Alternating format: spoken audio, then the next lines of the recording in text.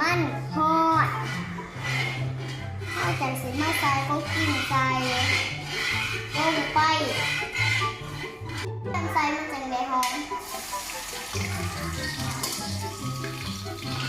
โตมาเอาใส่หมูใส่แล้วเราก็ผัดกัน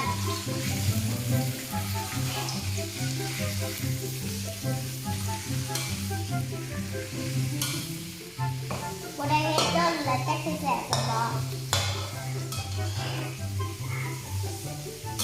ปรุงรสเพื่อให้รสชาติมันหอมกินอร่อย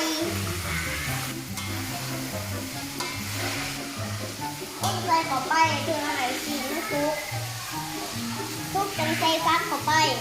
เดี๋ยวนี้มันมาปรุงเขาที่หมูไว้